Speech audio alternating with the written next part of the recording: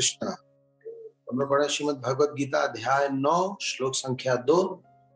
और आज हमारे साथ पुणे के डिवोटीज भी कुछ हैं, वो भी ऑनलाइन श्रवण कर रहे हैं, उन लोगों का भी स्वागत है। तो ये बहुत ही प्रसिद्ध श्लोक है। राज विद्या राजगुह्यम पवित्रम इदम उत्तमम प्रत्यक्ष अवगमम धर्म्यम सुसुखम कर्तुम अव्ययम्। राज विद्या राजगुह्यम पवित्रम इदम उत्तमम प्रत्यक्ष अवगमम धर्म्यम सुसुखम कर्तुम अव्ययम्। राज विद्या राजगुह्यम पवित्रमिदम उत्तमम् प्रत्यक्षावगमम् धर्म्यम् सुसुखम कर्तुम अव्ययम्। तो इसका अनुवाद है शब्दार्थ के साथ। राज विद्या, विद्याओं का राजा, राजगुह्यम, गोपनीय ज्ञान का राजा, पवित्रम, शुद्धतम, इदम, यह, उत्तमम, दिव्य, प्रत्यक्ष, प्रत्यक्ष अनुभव से, अवगमम, समझा गया, धर्म्यम, धर्म, सुसुखम, अत्यंत सुखी, कर्तुम, संपन्न करने में, अव्ययम, अविनाशी। अनुवाद तात्पर्य श्रील प्रभुपाद के द्वारा श्रील प्रभुपाद की जय। बोलिए, यह ज्ञान सब विद्याओं का राजा है, जो समस्त रहस्यों में सर्वाधिक गोपनीय है। यह परम शुद्ध है और चूंकि यह आत्मा की प्रत्यक्ष अनुभूति कराने वाला है, अतः यह धर्म का सिद्धांत है। यह अविनाशी है और अत्यंत सुख पूर्वक संपन्न किया जाता है। अनुवाद तात्पर्य श्रील प्रभुपाद के द्वारा श्रील प्रभुपाद की जय। भगवद गीता का यह अध्याय विद्याओं का राजा यानी कि राज विद्या कहलाता है, क्योंकि यह पूर्ववर्ती व्याख्यात समस्त सिद्धांतों एवं दर्शनों का सार है। भारत के प्रमुख दार्शनिक गौतम, कणाद, कपिल, याज्ञवल्क्य, शांडिल्य तथा वैश्वानर है। सबसे अंत में व्यासदेव आते हैं, जो वेदांत सूत्र के लेखक। अतः दर्शन या दिव्य ज्ञान के क्षेत्र में किसी का भाव नहीं है। अब भगवान कहते हैं कि यह 9वां अध्याय से समस्त ज्ञान का राजा है। वेदाध्ययन से प्राप्त ज्ञान एवं विभिन्न दर्शनों का सार है। यह गुह्यतम है, क्योंकि गुह्य यानी या दिव्य ज्ञान में आत्मा तथा शरीर के अंतर को जाना जाता है। समस्त गुह्य ज्ञान के इस राजा राजी विद्या की पराकाष्ठा है भक्ति योग। सामान्यतः लोगों को इस गुह्य ज्ञान की शिक्षा नहीं मिलती, उन्हें बाह्य शिक्षा दी जाती है। जहां तक सामान्य शिक्षा का संबंध है, उसमें राजनीति, समाजशास्त्र, भौतिकी, रसायन शास्त्र, गणित, ज्योतिर्विज्ञान, इंजीनियरिंग आदि में मनुष्य व्यस्त रहते हैं। विश्व भर में ज्ञान के अनेक विभाग है और अनेक बड़े बड़े विश्वविद्यालय हैं, किंतु दुर्भाग्यवश ऐसा कोई विश्वविद्यालय या शैक्षणिक संस्थान नहीं जहां आत्मा विषय की शिक्षा दी जाती है। फिर भी आत्मा शरीर का सबसे महत्वपूर्ण अंग है। आत्मा के बिना शरीर महत्वहीन है। तो भी लोग आत्मा की चिंता न करके जीवन की शारीरिक आवश्यकताओं को अधिक महत्व प्रदान करते हैं। तो तात्पर्य बहुत बड़ा है, इसी आधार पर हम लोग चर्चा करेंगे। ओम अज्ञानतिमिरान्धस्य ज्ञानाञ्जनशलाकया चक्षुरुन्मीलितं येन तस्मै श्रीगुरवे नमः। श्रीचैतन्यमनोभीष्टं स्थापितं येन भूतले स्वयं रूप कदा मह्यं ददाति स्वपदान्तिकं। वन्देऽहं श्रीगुरु श्रीयुतापदकमलं श्रीगुरून् वैष्णवांश्च श्रीरूपं सागरजातं सगन रघुनाथान्वितं तं सजीवं साद्वैतं सावधूतं परिजनसहितं कृष्ण चैतन्य देवं श्री राधा कृष्ण पादान् सगन ललिता श्री विशाखान्वितांश्च। हे कृष्ण करुणा सिंधु दीनबंधु जगत्पते गोपेश गोपिकान्तो राधा तप्त कांचन गौरांगी राधे वृंदावनेश्वरी वृषभानुसुते देवी प्रणमामि। वाञ्छाकल्पतरुभ्यश्च कृपा सिन्धुभ्यैव च पतितानां पावनेभ्यो वैष्णवेभ्यो जय श्री कृष्णा चैतन्य प्रभु नित्यानंद श्री अद्वैत गदाधर श्रीवासादि गौरभक्तवृंद। हरे कृष्णा कृष्णा कृष्णा हरे हरे हरे राम राम राम।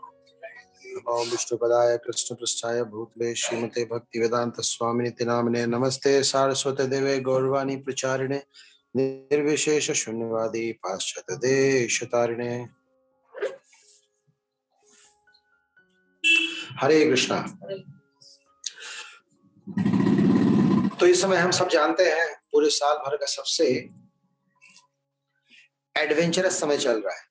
कई लोगों के लिए एडवेंचर मायापुर यात्रा होती है, कई लोगों के लिए एडवेंचर कार्तिक महीना होता है। हम लोग के लिए एडवेंचर बुक डिस्ट्रीब्यूशन है। बुक डिस्ट्रीब्यूशन एकमात्र ऐसी सेवा है जिसमें आप तन मन धन सारी इंद्रियों के साथ सारे 24 तत्वों के साथ आप लग जाते हैं और अपना पूरा प्रयास करते हैं कि किस प्रकार से हम अधिक से अधिक पुस्तकों का वितरण करें, क्योंकि ये हमारे आचार्यों को बहुत ही प्रसन्नता प्रदान करता है, बहुत ही खुशी देता है। तो इसलिए इस सेवा में सब लोग डेडिकेटली लग जाते हैं। एक तो खिड़की खोल दे, मुझे ऐसा लग रहा कि सफोकेटेड हो रहा है, थोड़ा सा इधर थोड़ा सा उधर, क्रॉस वेंटिलेशन। तो देखिए ये जो बुक डिस्ट्रीब्यूशन की सेवा है ये दिखने में बड़ा टफ लगता है पर है बहुत ही मजेदार। और कुछ सेवाएं दिखने में बड़ी आसान लगती हैं पर होती टफ है। जैसे सांसारिक सेवाएं जो है दुनिया में जो लोग काम करते हैं उनको लगता है कि क्या है, सिंपल तो ऑफिस ही तो जाना है, पढ़ाई तो करनी है, बिजनेस ही तो करना है, दिखने बड़ा सिंपल लगता है पर जब उसमें उतरते हैं तो बहुत कष्ट होता है, आसान नहीं है। लेकिन भगवान की कोई भी सेवा अगर आप ले लो दिखने में बड़ा टफ लगता है, अरे पता नहीं कौन लेगा, कैसे लेगा, क्यों पैसे देगा, कहाँ जाए, कहाँ स्टॉल लगाए, किसको कन्विंस करें। पर एक बार जब हम उतर जाते हैं मैदान में फिर तो ऐसा लगता है कि भगवान आगे आगे रास्ता दिखा रहे हैं और सब कुछ अपने आप बड़े इजीली जो है होने लगता है। और हर बुक डिस्ट्रीब्यूटर की एक एक कथा होती है।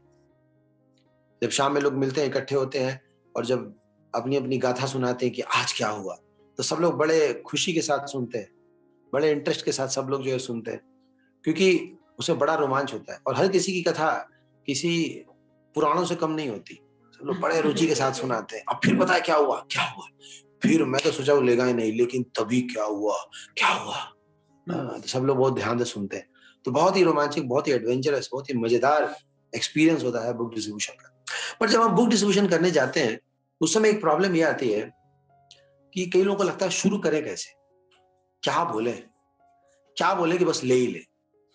और दूसरा डर तो ये लगता है कि कहीं हमसे कुछ पूछ न ले ना, मन में एक डर ये लग रहा है कहीं हमसे कुछ ना पूछ ले, अगर कुछ पूछ लिया तो हम बोलेंगे क्या, है ना, खामे का बेइज्जती हो जाएगी ना, उसकी नहीं हमारी वो तो हमारे इंसल्ट का है।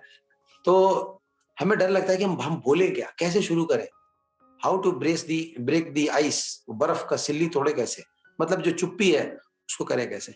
तो ऐसे ही संदर्भ में ये जो भगवत गीता का जो बीचों बीच में जो श्लोक दिया ये बहुत बढ़िया है, क्योंकि अधिकांश लोग जो है वो यही पूछते हैं क्या है ये, जैसे भगवत गीता दिखाते हो ना, तुम कहते हैं क्या है, तुम पूछते हैं क्या है ये, तुम कहते हैं भगवत गीता है, क्या है इसमें। कई लोगों को पता नहीं होता है, कई लोग कच्चा पक्का लोगों को जानकारी होती है, पर ये एक ऐसा माध्यम है, ये श्लोक ऐसा माध्यम है जिससे बहुत जल्दी आप लोगों को ना रूबरू करा सकते हो, बता सकते हो कि क्या है ये। तो हम ये कह सकते हैं कि ये जो पर्टिकुलर श्लोक है ये भगवत गीता का परिचय है। वास्तव में भगवत गीता है क्या, अगर किसी को समझाना है कि क्या है ये भगवत गीता, तो बेस्ट होगा कि इस श्लोक को ही दिखाएं और इसमें एक एक वर्ड समझा दें, उसको समझ में आ जाएगा कि भगवत गीता है क्या। अब भगवान के श्लोक में देखिए कितने दिव्य है। इन 2 लाइनों में, इस एक श्लोक में पूरे भगवत गीता का पहचान, जो परिचय यहाँ पे दे दिया है, what is this book all about. तो हम लोग भी इस भक्ति वाले चैप्टर, यानी कि चैप्टर नंबर 7 से लेकर 12 के बीच में भी, इसके बीच में यानी कि चैप्टर नंबर 9 में ये जो श्लोक दिया इसको हम लोग समझते हैं, और हमसे भी अगर कोई पूछे तो हम उनको बताएं कि वास्तव में भगवत गीता है क्या है, समझे? हाँ, इस प्रकार से बता सकते हैं। ठीक है, स्टार्ट करें। तो ये जो श्लोक है, भगवान कहते हैं अर्जुन को 9वें अध्याय दूसरे श्लोक में, राज विद्या राजगुह्यम पवित्रम इदम उत्तमम प्रत्यक्ष अवगमम धर्म्यम सुसुखम कर्तुम अव्ययम। तो कोई पूछे तो बता सकते हैं ये क्या है? राज विद्या। राज विद्या यानी कि समस्त विद्याओं का राजा। तो हर कोई विद्या लेना चाहता है, और विद्या क्यों लेना चाहता है? सुखी होने के लिए। कोई भी पढ़ना क्यों चाहता है? सुखी होने के लिए। पढ़ाई का एक मूल पर्पस यही है कि हम पढ़ें और जॉब करें, और उसके बाद हमें नौकरी मिले, नौकरी मिले के बाद फिर हमारे पैसे कमाएंगे, फिर हम सुखी हो जाएंगे। तो ये हमारा भाव होता है। आजकल के पढ़ने का भाव यही है, या आजकल के नौकरी करने का भी भाव यही, किसी भी काम करने का भाव ये है कि इसमें से पैसे मिलेंगे और पैसे से हम सुखी हो जाएंगे। पर सबसे ज्यादा सुख हमें जो है वो राज विद्या यानी कि जो सबसे बड़ा ज्ञान है वो देते हैं। तो जितनी बड़ी पढ़ाई पढ़ते हैं उतना ज्यादा इनकम होने के चांसेस रहते हैं, और उन सभी पढ़ाइयों में भी सबसे बड़ी पढ़ाई ये पढ़ाई है, उसको कहते हैं राज विद्या, समस्त विद्याओं का राजा। अब ये राजा क्यों है? ऐसा तो नहीं कि इस्कॉन वाले इसलिए अपनी विद्या को राजा कह रहे हैं, या भगवान कृष्ण का ज्ञान है इसलिए राजा कह रहे हैं, नहीं। ये राज विद्या इसलिए है क्योंकि ये विद्या सबके लिए एप्लीकेबल है। बाकी जो विद्याएं हैं वो कुछ लोगों के लिए, कुछ समय के लिए, या कुछ परिस्थिति के लिए एप्लीकेबल हो सकता है, उपयोगी हो सकता है। पर यह विद्या हर किसी के लिए, हर समय और किसी भी परिस्थिति में हम इसको उपयोग कर सकते हैं। जैसे आप इस किताब को अगर बंद रखो, है ना, और अगर मान लीजिए कहीं से भी आप अगर खोलो, मैं तो यहाँ पे मार्कर लगाता हूँ क्योंकि मुझे बोला, मान लो इसे बीच में कहीं से भी खोलोगे और कोई भी श्लोक खोलोगे ना, तो इसमें आपको लगेगा कि हाँ ये मेरे लिए एप्लीकेबल है। जैसे कि यहाँ पे दिया, कर्मेंद्रियाणि संयम्य आस्ते मनसा स्मरण। जो कर्मेंद्रियों को वश में तो करता है, किंतु उसका मन इंद्रिय विषयों का चिंतन करता रहता है, वह निश्चित रूप से स्वयं को धोखा देता है और मिथ्याचारी कहलाता है। अब ये श्लोक क्या किसी इंजीनियरिंग स्टूडेंट के ऊपर अप्लाई होता है? नहीं होता है। और किसी डॉक्टर के ऊपर होता है, और किसी चार्टर्ड अकाउंटेंट पे, इवेंट मैनेजर वाले पे, और एमटीवी के जो डीजे बीजे आते हैं उस पे, मोदी जी पे, किसी स्त्री पे, माताओं पे, बच्चों पे, बूढ़ों पे, उन पे जो ये रखते हैं और ये नहीं रखते, सब पे अप्लाई होता है। एवरीवन। कोई ये नहीं कह सकता नहीं नहीं एक मिनट सर, ये जो श्लोक जो आपने बोला ना ये मेरे पे अप्लाई नहीं होता। क्यों? क्योंकि मैं कर्म इंद्रियों से मुक्त हूं। ऐसा तो हो ही नहीं सकता। तो कोई भी श्लोक अगर हम इसका उठाएंगे, कोई भी अध्याय उठाएंगे, कोई भी पार्ट पढ़ेंगे, आप देखेंगे वो ज्ञान हमारे लिए एप्लीकेबल है। लेकिन हमारी जो पढ़ाई है, इंजीनियरिंग की पढ़ाई या मेडिकल की पढ़ाई या एडमिनिस्ट्रेटिव जॉब की पढ़ाई, अकाउंट्स की पढ़ाई, वो सिर्फ उस पर्टिकुलर स्टूडेंट्स के लिए एप्लीकेबल होता है, इसलिए वो राजविद्या नहीं है। जैसे कोई लोग राजा होते हैं लेकिन अपने घर के राजा होते हैं, जैसे अपने घर का राजा बेटा होता है कोई, है ना। राजा बेटा जब स्कूल जाता है तो कई सारे राजा बेटा आते हैं वहां पे, तब उसको पता चलता है कि राजा बेटा नहीं रहा, यहाँ तो मल्टीपल राजा बेटा है। तो उसको पता चल जाता है, अरे मैं तो इधर बहुत बड़ा सोच रहा था अपने आप को, है ना, इधर में ढेर सारे राजा बेटा आ गए, तो वहां पे ईगो क्लैश होता है। पर भगवत गीता ऐसा नहीं है। आप कहीं भी जाएं, स्कूल कॉलेज देश विदेश, इस जाति उस जाति, इस क्षेत्र उस क्षेत्र, किसी भी देश में हर जगह ये राज विद्या है, क्योंकि ये सबसे टॉप मोस्ट नॉलेज देता है, और वो नॉलेज देता है आत्मा का। तो प्रभुपाद जी जब MI कॉलेज गए थे यूएस में, तो वहां पे भी यही बात हुई थी कि आपके पास कई सारे डिपार्टमेंट्स हैं एजुकेशन की, आत्मा के बारे में कहाँ एजुकेशन देते हैं आप आत्मा के बारे में नहीं दे रहे, जो कि शरीर का सबसे महत्वपूर्ण पार्ट है। आप एंडोक्राइनोलॉजिस्ट हैं, फिर हेपेटोलॉजिस्ट हैं, कार्डियोलॉजिस्ट हैं, न्यूरोलॉजिस्ट हैं, व्हाट अबाउट आत्मालॉजिस्ट? सोल के बारे में आप कुछ बता ही नहीं रहे, सब बेकार है, किसी कोई फायदा नहीं है। तो सोल के बारे में आप कोई इंफॉर्मेशन ही नहीं दे रहे। तो सबसे बड़ा दिव्य ज्ञान जो है, जो सोल और आत्मा के बारे में बताया जाता है, वो भगवत गीता से बताया जाता है। एक बार एक भक्त बुक डिस्ट्रीब्यूशन कर रहे थे, तो उन्होंने दिखाया भगवत गीता, एक व्यक्ति कहता है Bhagavad Gita I am not interested. बोले क्यों भाई? आए तुम्हारी गीता में खाली बस अपनी मन गढ़ंत बातें दी हुई है। बोले क्यों? बोले एक बात बताओ, तुम्हारे इस भगवत गीता में ये दिया हुआ स्त्रियों का क्या पोजीशन है? क्योंकि कई लोग जानते हैं कि सनातन धर्म में माताओं का उतना वैल्यू नहीं दिया था। तो बताए, बता सकते हैं कहाँ पे? हमारे हमारे ग्रंथ में दिया हुआ। अच्छा, तो उन्होंने बोला कि अच्छा आप हम आपसे एक बात पूछे। बोला आपको पता है कि आप कौन है? आप मन है कि बुद्धि है? आत्मा को ऑप्शन ही नहीं दिया। बोलता मैं मैं शरीर हूं, बोला बस हो गया ना, बस यहीं तक रहेगा जिंदगी भर में। आप पहले खुद को पहचानो, फिर ये पहचाना कि स्त्री का क्या धर्म है, क्या धर्म है, उसके लिए अत्याचार हो रहा है कि उनका परोपकार हो रहा है। आपको पता तो होना चाहिए ना पहले आप कौन है। तो इस बॉडी लेवल से ऊपर उठिए और जानिए कि पहले आप कौन है। हम शरीर नहीं आत्मा है, और इस प्रकार से हम एक एक अवस्था में अपना शरीर बदलते हैं, पर आत्मा अपना शरीर नहीं बदलता। फिर वो 2.13 दिखाते हैं, उनको बताते हैं देहिनो अस्मिन् यथा देह कौमार्यो न जरा। तो जो व्यक्ति खुद को नहीं पहचानता वो दूसरों को खाक पहचानेगा, जो अपना भला नहीं कर पा रहा वो दूसरों का खाक भला करेगा। तो इस प्रकार से बहुत सारे ऐसे धर्म ग्रंथ हैं जिसमें कई विषय वस्तु पे जोर दिया गया। जैसे कार्ल मार्क्स की किताब पढ़ेंगे तो उसमें इकोनॉमी पे बल दिया गया कि कैसे इकोनॉमी को बैलेंस किया जाए, कैसे समाज में हर किसी को ब्रेड एंड बटर मिले, खाने को मिले। अरे वो खाएगा तभी तो, सबसे पहले जो खुद को जानेगा वो है कौन, वो कहां से आया, अपनी स्थिति को पहले पहचाने तभी तो इसीलिए चैतन्य महाप्रभु कहते हैं कि जन्म सार्थक करी करो परोपकार। दुनिया का भलाई परोपकार तभी कर सकते हैं जब पहले हम अपना जन्म सार्थक करें, और अपना जन्म सार्थक करने के लिए पहले खुद को जानना पड़ेगा कि I am not body, I am a soul, हम शरीर नहीं आत्मा है। इसलिए ये जो ज्ञान है ये भगवत गीता का सबसे प्रारंभिक ज्ञान है।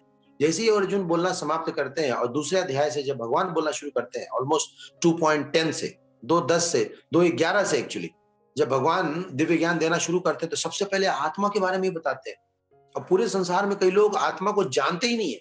साइंस तो अभी भी आत्मा को नहीं मानता, वो तो मृत्यु को कहता है एब्सेंस ऑफ सम केमिकल्स। मैं तो कहता हूं 2 ढक्कन डाल दो, मान लो सोडियम कम पड़ गया तो सोडियम डाल दो 2 चम्मच, वो जिंदा कर दो, but they still they don't believe in आत्मा, है ना। बाकी कुछ और भी संस्थाएं हैं या धर्म को पालन करने वाले लोग हैं, वो मानते हैं आत्मा, सोल, रूह, लेकिन उनको भी पूरा नॉलेज नहीं है। वो कहते हैं आत्मा सिर्फ मनुष्यों में होता है, मुर्गा मुर्गी में नहीं होता, इसलिए मुर्गा मुर्गी मार के खा लेते हैं। बोले मुर्गा क्यों खाते हो, बकरी क्यों खाते हो, उसमें आत्मा थोड़ी होता है। बोले वाह, घन चक्कर आदमी, आत्मा सब में होता है। तो 6 प्रकार के परिवर्तन आत्मा के बताए, वो जन्म लेता है, बढ़ता है, बाई प्रोडक्ट देता है, स्थिर रहता है, जर्जर होता है और उसका हरि बोल हो जाता है। तो 6 प्रकार के परिवर्तन होते हैं। अब जिस चीज में भी हो रहा परिवर्तन समझिए उसमें आत्मा। अब ये सबसे बेसिक नॉलेज है। इसीलिए भगवत गीता को राजविद्या कहने का एक कारण ये भी है क्योंकि इसमें आत्मा के विषय वस्तु के बारे में क्लियर कट बताया गया, तो डिटेल एक्सप्लेनेशन दिया गया। हमारी अधिकांश समस्याएं जो है वो आत्मा से संबंधित है। अगर हम ये मान लें कि हम शरीर नहीं आत्मा है तो हमारी सारी समस्याओं का समाधान हो सकता है, पर हम अपने आप को शरीर मान के बैठे हैं, इसीलिए इतने सारे कष्टों का सामना करना पड़ता है।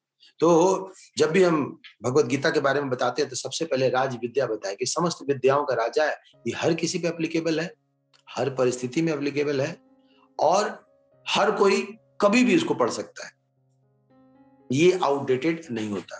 फिर दूसरा इसमें सबसे महत्वपूर्ण चीज जो बताया गया वो आत्मा के बारे में, सोल के बारे में बताया गया, जो कि कहीं नहीं बताया जाता, सिर्फ हमारे सनातन धर्म बताया गया।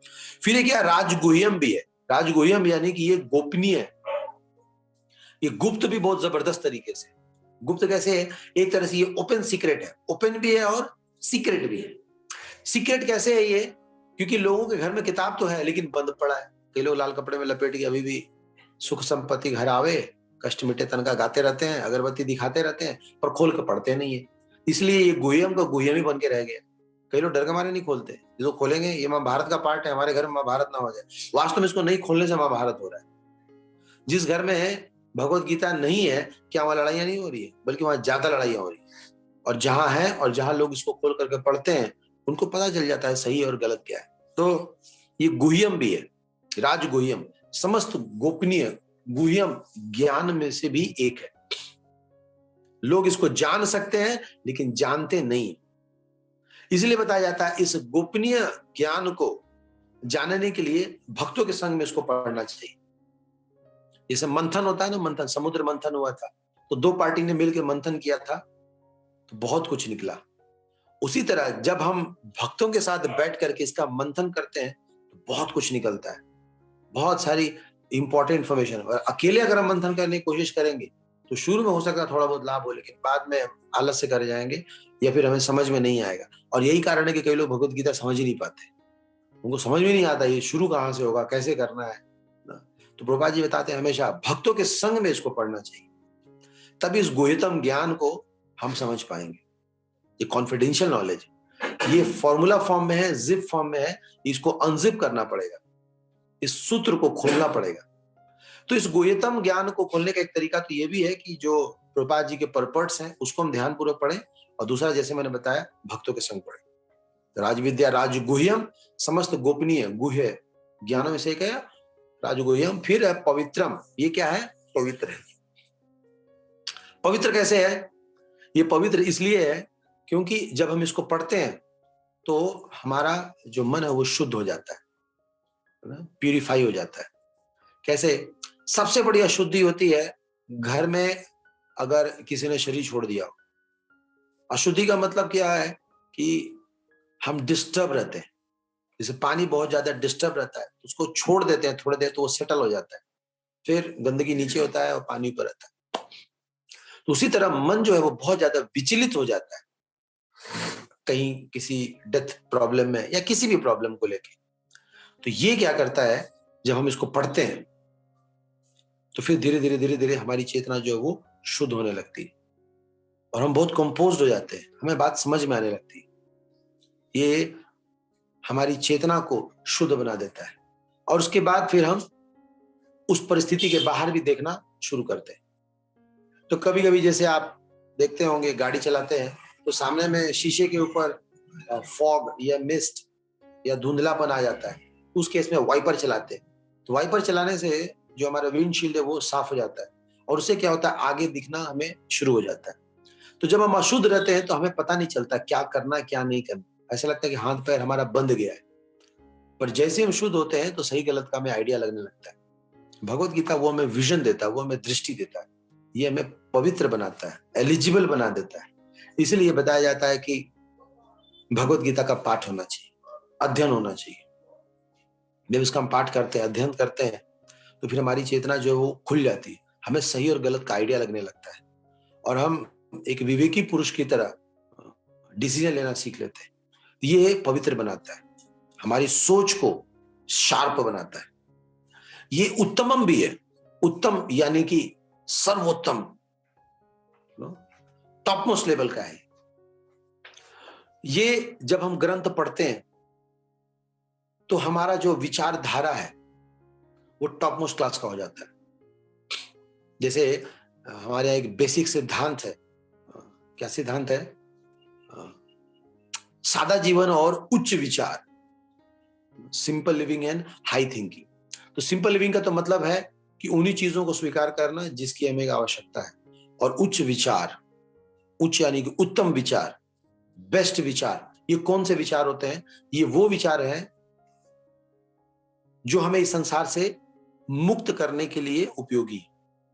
सबसे उत्तम कोटि का विचार कौन सा? हर दिन कुछ ना कुछ विचार होता है, एक थॉट होता है, और सबसे बड़ा थॉट कौन सा है? यही कि हम इस संसार से मुक्त हो जाए, यहां से हम बाहर निकले, भगवान के धाम चले जाए, ये सबसे बड़ा विचार है।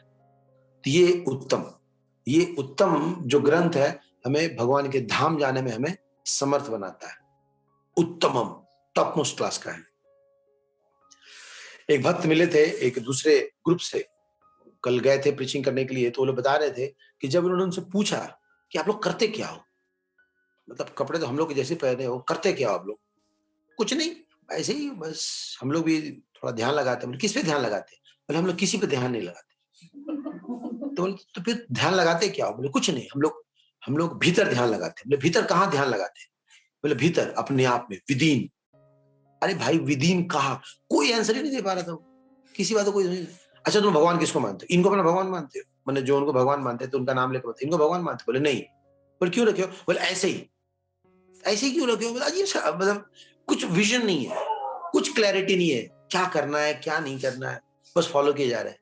और साउथ एक्स में फ्लैट मकान ले रखा है, पूरा बेसमेंट है और उसमें 150-200 लोग आते हैं और बैठा करके उनको योग कराता है। बोले क्या कराते हैं उनको? कुछ नहीं, हम बस ये बोलते हैं सब भूल जाओ, बस गो विद इन, भीतर जाओ, भीतर जंप लगाओ। कहाँ जंप लगवाता है, क्या करता है? और कहता है कि उसके देश विदेश से भी लोग उसमें कनेक्ट होते हैं। बोले ये खुद घन चक्कर है, उन लोगों को भी पागल बना रहा है, करता है क्या है? तो यानी कि they don't have any philosophy, कोई सिद्धांत नहीं है। जैसे हमसे कोई पूछे कि भाई आप लोग कहाँ जाते हो, तुम हरे कृष्ण जाते हो, क्या करते हो, बोले चैंटिंग करते हो, किसका, तो कृष्ण का। नाम बोलने में भी डर नहीं लगता। तो आप लोग कृष्ण को मानते हो? हाँ कृष्ण है, कृष्ण भी अच्छे अच्छे व्यक्ति हैं। आजकल मैं पढ़ रहा हूँ उनके बारे में। बोले पढ़ो और पढ़ो, अच्छे से पढ़ो, धीरे धीरे आपको समझ में आएगा। हमने कहा कि आपको पता है ये जो आपके भगवान है ये भी उन्हीं के एक अवतार है। हाँ लोग कहते हैं पर ऐसा है नहीं, है ना, वो अलग है और ये अलग है। आप समझ ही गए होंगे कौन से ग्रुप की बात हो रही है। तो कहते वो अलग है वो अलग है, ऐसे करके अलग बताते हैं। हालांकि भगवान ने कहा कि 10 अवतारों में से एक अवतार वो। इस प्रकार से ना बोगस फिलॉसफी, कुछ पता ही नहीं, पूरा जीवन जो है आध्यात्मिक नाम पे, स्पिरिचुअलिटी के नाम पे जी रहे हैं, पर कुछ पता ही नहीं। पर हमारा सब कुछ क्रिस्टल क्लियर है। ईश्वर कौन है, हम कौन है, हमारे जीवन का लक्ष्य क्या है, हमें जीवन में करना क्या है, सब कुछ प्रभुपाद जी ने एकदम क्लियर कट बता दिया। कोई कंफ्यूजन ही नहीं, कहीं कोई ग्रे एरिया नहीं, कहीं कुछ छुपा हुआ नहीं। तो ये है लाभ। That's why this knowledge is उत्तमम। फिर प्रत्यक्ष आवागमम। प्रत्यक्ष आवागम का मतलब कि ये आज भी हमारे लिए एप्लीकेबल है। अधिकांश लोग कहते हैं कि देखो समय के हिसाब से ना सब कुछ बदल जाता है, ज्ञान भी समय के हिसाब से बदल जाता है। आज 21वीं और 22वीं पीढ़ी के लोग हैं और आजकल के समय में ये पुराने ग्रंथ नहीं चलते, ऐसा नहीं है। ये नॉलेज आज भी उतना ही एप्लीकेबल है जितना अर्जुन के समय में था। और इसका उदाहरण हमें वर्तमान नेताओं से दिखता है। जैसे कि गांधी जी को देखो, वो भी हमेशा ये कहते हैं कि जब भी कभी दुखी होते थे, वो परेशान होते हैं, तो भगवत गीता के पन्ने पलटते हैं तो उनकी जो सोच प्रक्रिया वो बदल जाती है ना, उनका मानसिक संतुलन जो ठीक हो जाता है। उसी तरह स्वामी विवेकानंद के बारे में सुना होगा आपने, वो भी शिकागो गए थे तो भगवत गीता को ही लेकर गए थे। वो इसी युग के व्यक्ति हैं। और तो और श्रील प्रभुपाद जी को देखो, ये पूरे संसार में इतना जो भूचाल मचा दिया इस भगवत गीता से ही। अभी एक देश में तो कोर्ट केस हो गया इसके ऊपर, बंद करो ये किताब, तुम्हारे इस किताब की वजह से हमारे देश में गृह युद्ध हो जाएगा। कोर्ट में केस हो गया था 2012 की बात, रशिया में कुछ कम्युनिटी के लोगों ने किताब के ऊपर ही केस कर दी। भगवान अपनी पॉपुलैरिटी बढ़ाने के लिए कुछ कुछ तरीके निकालते रहते हैं। उसके बाद इतना फेमस हो गया 2012 के आसपास, जब हम लोग बुक डिस्ट्रीब्यूशन करते थे तो लोग बुला बुला के लेते थे, ये वही वाली किताब है जिस पर भी संसद में बहस चल रहा, हाँ वही है, ठीक, अच्छा चलो पूरी पेटी रख दो। लोग खुश होते थे। क्यों खुश होते थे?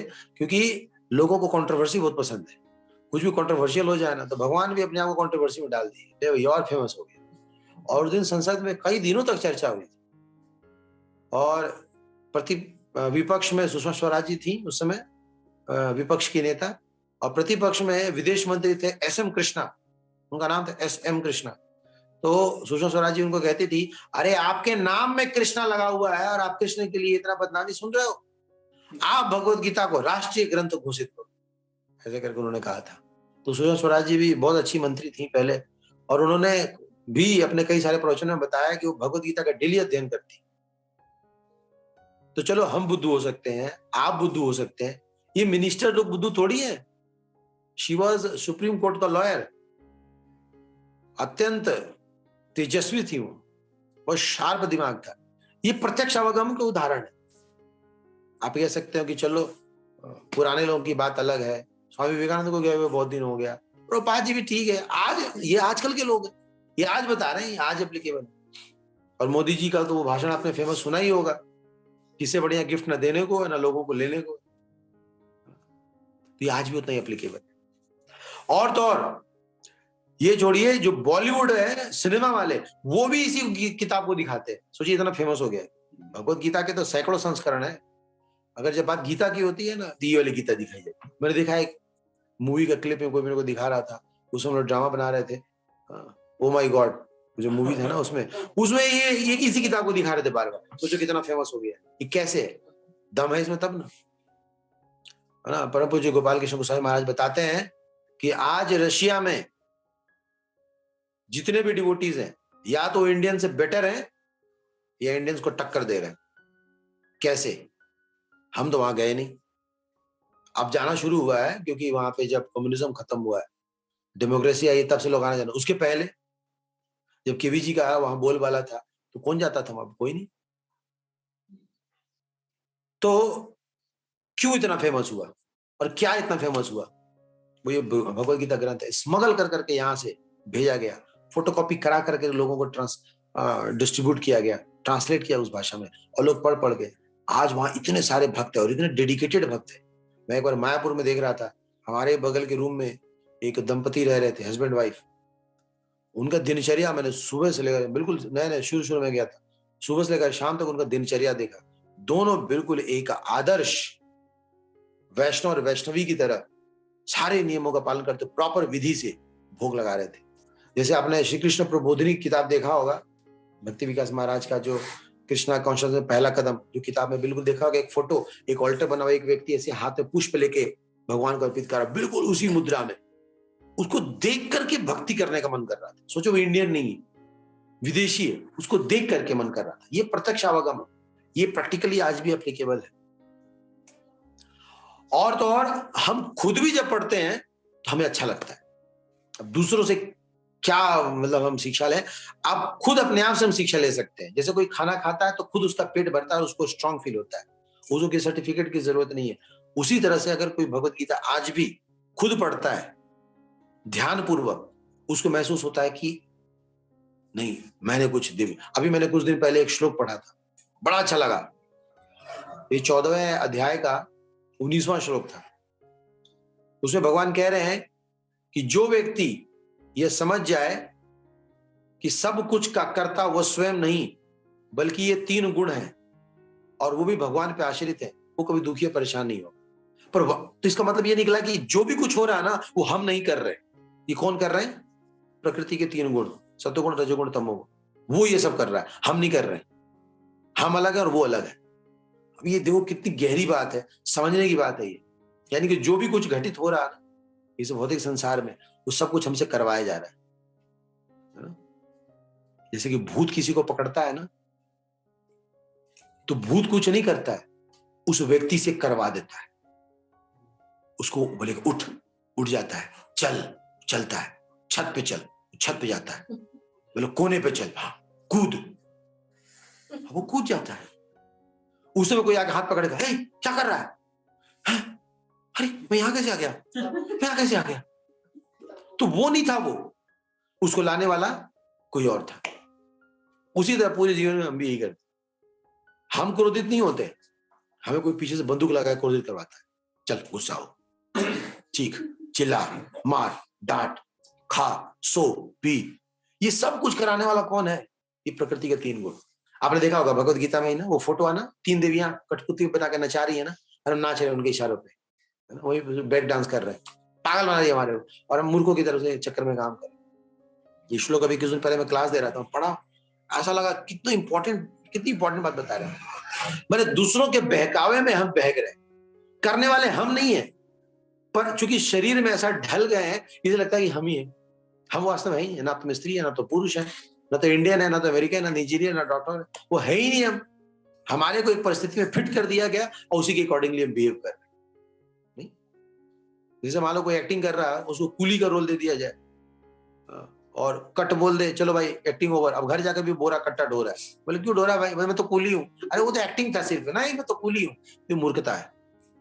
तो जब हम गीता पढ़ते हैं तो हमें पता चलता है कि हम अलग हैं और हमारी संबंधित ये जो भी कार्य अलग है। प्रत्यक्ष आवागमन ये आज भी उतना ही, बहुत सारी चीजें इसमें आज भी एप्लीकेबल। प्रकृति के 3 गुणों के बारे में दिया गया, फिर मन के बारे में दिया गया। मन के बारे में बताया गया कि आप मन को कंट्रोल करना चाहते हैं तो अभ्यास और वैराग्य कीजिए। अब ऐसा थोड़ी है कि नहीं नहीं ये अर्जुन के समय में अभ्यास और वैराग्य था, नहीं, आज भी अभ्यास करें जो वैदिक साधना भक्ति दी गई है उसका, और वैराग्य रखें किन चीजों का, उन चीजों को जिसकी हमें आवश्यकता नहीं है, तो आज भी हमारा मन कंट्रोल हो सकता है। प्रैक्टिकल है ना? तो ऐसे बहुत सारी चीजें हैं इसमें, जब हम पढ़ेंगे तो पता चला कि प्रत्यक्ष आवागमन और क्या ये धर्म्यम, ये हमें धर्म सिखाता है ना? तो धर्म का मतलब क्या होता है? To love and serve God selflessly, इसी को धर्म कहते हैं।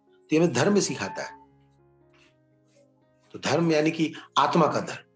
वैसे कई सारे धर्म हैं, भगवान कहते हैं उन सभी धर्मों को छोड़ो, है ना? ये शरीर का धर्म, देश का धर्म, परिवार का धर्म, समाज का धर्म, देवी देवताओं के प्रति धर्म, कुल का धर्म, कई सारे धर्म है। भगवान कहते हैं किस किस का धर्म निभाओगे, नहीं निभा पाओगे। तो धर्म निभाना तो किसका निभाओ? आत्मा का धर्म निभाओ। ये पेड़ में जल देने के समान है। अगर कोई पेड़ में जल देता है तो सब कुछ हरा भरा हो जाएगा, फलित होगा, अलग से परेशान होने की जरूरत नहीं। तो हम लोग आत्मा का धर्म नहीं निभा रहे। भगवान कहते हैं सर्वधर्मान् परित्यज्य माम एकम शरणम, मेरी एकमात्र शरण में आओ, फिर मैं तुम्हें क्या करूंगा? हर प्रकार की समस्याओं से बचाऊंगा। महासुचा, डरो मत। तो हमें धर्म सिखाता है। जैसे कोई आत्मा का धर्म का पालन करना शुरू करता है, वो प्रसन्न होता है, खुश हो जाता है। प्रत्यक्षावम धर्मम, फिर क्या है? सुसुखम, ये हमें सुख प्रदान करता है। एक तो सुख होता है और एक सुसुख, माने जबरदस्त सुख।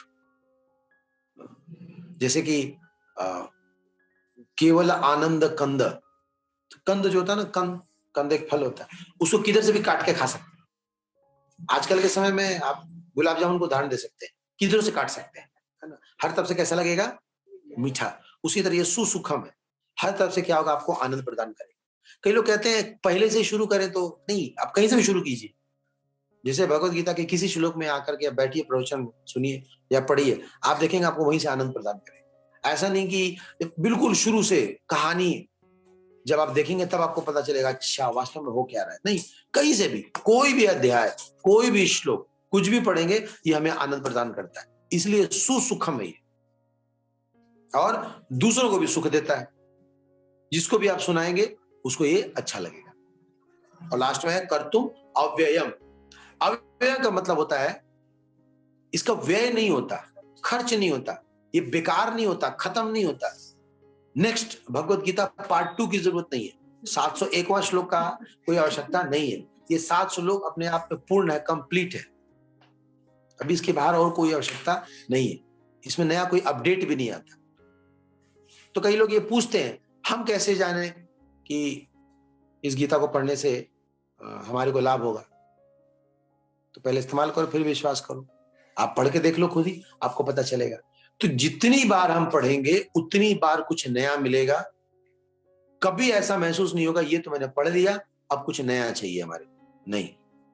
इसी में से, इन्हीं श्लोकों में से हर बार एक नया रियलाइजेशन निकल करके आए, एक नया साक्षात्कार हो। तो इसीलिए हमें क्या करना चाहिए? बड़े ध्यानपूर्वक इन श्लोकों को पढ़ना चाहिए। एक कंक्लूजन है, पूरे शास्त्रों का सार है ये भगवत गीता, जो कि भगवान ने स्वयं अपने मुख से बोला है। ये भगवान के शब्द हैं, उन शब्दों को हम डेली दोहराते हैं। तो इस प्रकार से जब हम पुस्तक वितरण करने जाते हैं तो हम इस श्लोक को लोगों के सामने इंट्रोड्यूस कर सकते हैं, हम उनको बता सकते हैं, क्योंकि कई लोग जानना चाहते हैं। देखिए पढ़े तो है नहीं, कोई भी सामान कोई खरीदने जाता है उसके बारे में जानना चाहता है। आप मान लीजिए मोबाइल बेच रहे हो, तो आपको मोबाइल की क्वालिटी बतानी पड़ेगी, इसमें है क्या क्या, व्हाट ऑल इट कंटेन्स। जैसे अमेज़न पे कुछ लेने जाते हैं तो नीचे डिस्क्रिप्शन दिया रहता है, उसी तरह कोई भी भगवत गीता हमसे तभी लेगा जब उसको उसके बारे में थोड़ा बताया जाएगा। तो बताने के लिए ये श्लोक सबसे उत्तम, सबसे बेस्ट है, क्योंकि इसमें पूरे भगवत गीता के बारे में ही दिया हुआ है। बाकी जगह तो भगवत गीता के श्लोक के बारे में और चीजों के बारे में बताया गया, मन के बारे में, बुद्धि के बारे में, शरीर के बारे में, प्रकृति के बारे में, ईश्वर के बारे में, आत्मा के बारे में, शरीर के बारे में, वो सब दिया हुआ है। पर इस श्लोक में इस बुक के बारे में ही दिया हुआ है। इसलिए इस बुक की मार्केटिंग करने का सबसे बेस्ट श्लोक यही है। ये राज विद्या है, समस्त विद्या का राजा, ये गुह्यतम है, ये बहुत ही कॉन्फिडेंशियल है, ये ओपन सीक्रेट है, ओपन भी है लेकिन सीक्रेट भी है, इसको भक्तों के द्वारा अनकोड किया सकता है। राज विद्या राज गुह्यम, फिर ये पवित्र बना देता है, जो भी पढ़ेगा उसकी चेतना को, उसकी आत्मा को शुद्ध बनाता है, पृथक कर देता है, अलग अलग कर देता है, उस विषम परिस्थिति से निकालता है। उत्तम है ये सबसे ऊंचा विचार हमें प्रदान करता है, जो कि ये है कृष्ण प्रेम हमें कैसे प्राप्त हो, इस संसार से मुक्त हो, भगवान के श्री चरणों की कैसे प्राप्ति हो। इदम उत्तमम, फिर प्रत्यक्ष आवागमम, आज के समय में भी ये उतना ही एप्लीकेबल है जिससे जैसे पहले था, और उसमें कई सारे उदाहरण हम लोगों ने चर्चा किया। और प्रत्यक्ष आवागमम धर्म्यम, ये हमें धर्म भी सिखाता है, आत्मा के विषय वस्तु के बारे में बताता है। प्रत्यक्ष आवागमम धर्म्यम सुसुखम, और ये हमें आनंद प्रदान करता है, दिव्य आनंद के धरातल पे लेके जाता है। कहीं से भी पढ़े अगर हम, आनंद प्रदेगा। और अव्ययम, इसका कभी नाश नहीं होता, ये कभी खत्म नहीं होता, इसको कभी नेक्स्ट बुक की जरूरत नहीं पड़ती। इस प्रकार से भगवत गीता के इस श्लोक को अच्छी तरह पढ़ें, और हम प्रयास करेंगे अधिक से अधिक जो है इस बुक को सर्कुलेट करें। अधिकांश तो लोग जो है समाज में कुछ भला करना चाहते हैं, अच्छा करना चाहते हैं। हर कोई चाहता है कि किसी का कुछ उद्धार हो जाए, तो उद्धार का ये सबसे बेस्ट तरीका है। इस बुक को अधिक से अधिक जो हम लोग सर्कुलेट करने का प्रयास करें, अधिक से अधिक लोग देने का प्रयास करें। समाज में बहुत सारे ऐसे लोग हैं जिनको इनकी बहुत ज्यादा आवश्यकता है और वो ढूंढ रहे हैं। उन्हीं लोगों को हम भी ढूंढ रहे हैं। हम उनको नहीं ढूंढ रहे जो हमें ढूंढ नहीं रहे, है ना। तो जब हम पुस्तक वितरण करने जाते हैं ना, तो बहुत सारे लोग ऐसे भी मिलते हैं जो हमारे काम के नहीं है, तो हमें उनको इग्नोर भी करना पड़ेगा। बस ये कि दूर से उनको सुकृति करा दे, उनको दिखा दे, देखे भैया दर्शन कर ले, है ना, यहीं से प्रणाम कर ले, छू ले, कम से कम मत ले, कम से कम कुछ नहीं से कुछ तो चालू होगा, कुछ तो मीटर उसका घूमेगा, कुछ तो सुकृति आएगी, आगे चल के ले लेगा। लेकिन हमें ढूंढना है उन सभी लोगों को जो वास्तव में ललायित है। और आपने देखा होगा कभी कभी कुछ लोग ऐसे आते हैं ना, ऐसा लगता है कि कहाँ से ढूंढ रहे हैं, कहाँ से बेचारा मेरे को ढूंढ रहा, कब से ढूंढ रहा था ये, हाँ और सब मेरे को दे दो, जल्दी जल्दी दे दो, है ना। तो वो सब भूले बिसरे पुराने लोग जो है, गुमशुदा तलाश केंद्र वाले, वो सब उन लोग, तो उस केंद्र की तरह हमें जाना है और लोगों को ये ग्रंथ देने हैं। आज अगर समाज में कोई प्रॉब्लम है या कोई अराजकता है, तो उसका एक कारण हम लोग भी है, क्योंकि हम लोग ठीक तरीके से प्रचार नहीं कर रहे। देखो करने वाले कितना चमत्कार कर रहे हैं, बाइबल जो है घर घर में पहुंचा रहे हैं, हमारे देश में भी घुस करके घर घर में पहुंचा रहे हैं। कितनी उनमें यूनिटी है, कितना स्ट्रेंथ है, कितना गट्स है। और हम लोग जो है झिझकते हैं अपने ही देश।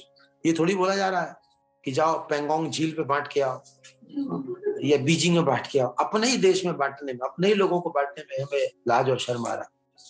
जिसने किए शर्म उसके फूटे कर्म, उसके कर्म फूटेंगे, उसकी पूरा लाइफ बेकार हो जाएगा। इसलिए अच्छा है इसे शर्म हया को त्यागें, बाहर निकले और प्रयास करें।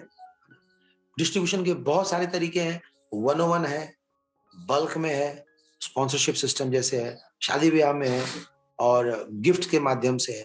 जैसे भी हम, भगवान हमें बुद्धि देते हैं, तेषां सद्युक्तानां भजतां प्रीतिपूर्वकं ददामि बुद्धियोगं। भगवान कहते हैं मैं तुम्हें बुद्धि दूंगा, चाहो तो पहले इच्छा तो करो, बोलो तो भगवान को, हाँ प्रभु मैं बांटना चाहता हूँ, मैं भी डिस्ट्रीब्यूट करना चाहता हूँ, मेरा नंबर कब आएगा, मैं कैसे करूँ, फिर भगवान आपको बुद्धि देगा। पहले आप हिम्मत हार जाओगे, अरे कुछ नहीं होता, क्या फायदा, इतने बांटे क्या करेंगे, कुछ नहीं होगा, आप तो बांट ही रहे हो, हम क्या। ऐसा नहीं, ये लेजी वाले जो लोग हैं, जो आलसी लोग हैं, उनका कुछ नहीं हो सकता। बाकी सब कुछ सेवा में लगाया जा सकता है, या आलसीपन में कोई सेवा में लगाया सकता है ना। इसलिए बाहर निकलिए, रजाई के कंफर्ट जोन से बाहर निकलिए, कुछ कष्ट उठाइए। ऐसे ही प्रभुपाद जी विदेश तक चले गए, वहां जाके उन्होंने धमाल मचा दिया। हम अपने मोहल्ले के बाहर नहीं निकल पा रहे, क्या फायदा है इस जिंदगी का, लानत है ना। एक वृद्ध व्यक्ति, पता है प्रभुपाद जी कुंभ मेले में सुबह सुबह उठ के हैंडपंप के नीचे बैठ के नहाने लगे, आइडल एग्जाम्पल सेट करने की। और हम लोग चाहते हैं कि पूरे समाज के सब लोग जो है भक्त बन जाए। ऐसे थोड़ी भक्त बन जाएंगे, कुछ तो करना पड़ेगा। भक्त तो बनेंगे, प्रचार तो होके रहेगा।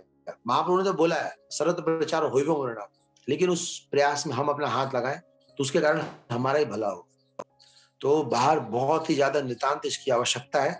हम सबको प्रयास करना है और अधिक से अधिक इस ग्रंथ को हमें डिस्ट्रीब्यूट करना है। Thank you so much. Hare Krishna. Srila Prabhupada की जय।